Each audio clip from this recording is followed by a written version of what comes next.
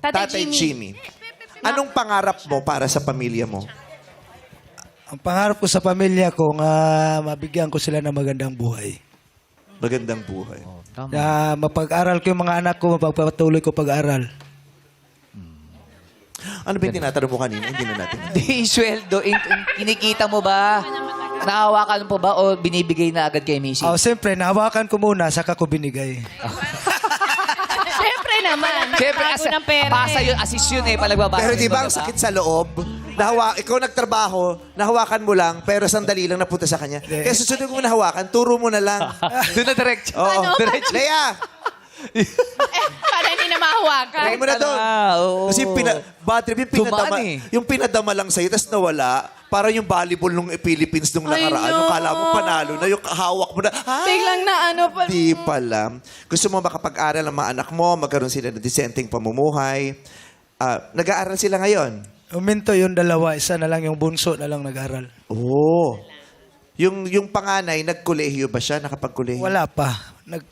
Kaka-college pa lang. Kakalit. Kakaalis po. Papunta saan po? Magka-college! Magka-college pa lang! Ani, tapos Magka-college pa lang, ha? Huwag niyo siya iwan. Hindi lang na.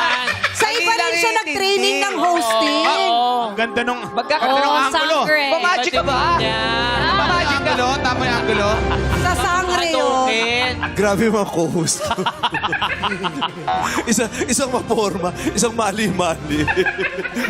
Tapos wala pa akong boses. Anong klaseng programa meron tayo? Ang pangit ng mga host. Di ba? Hindi nga tayo perfect, pero ano. Tsahin mo, kausapin mo yan, ha? Sorry, nakikinig. Kaya nga hindi na kami magsasabay sa isang sasakyan. Nakakinig ko kayo sa chat group. After isa, tsaka kayo papasok. Kahapon pa yun, napanood ko Tapos yun. pa yan, eh, di ba? Tatalong si Joe. Linak si Jong, eh. Yung tenga niya doon, nasa rally pa. Okay, ano yung tinatanong mo? Saan siya papunta? Papunta na siya sa college. Papunta college. Exam na ba? Ano sasakyan? Kakaalis kasi. Pa-college na dapat yung Pa-college. anak niya. Pinagpawisan ka. Sabi pawis ka.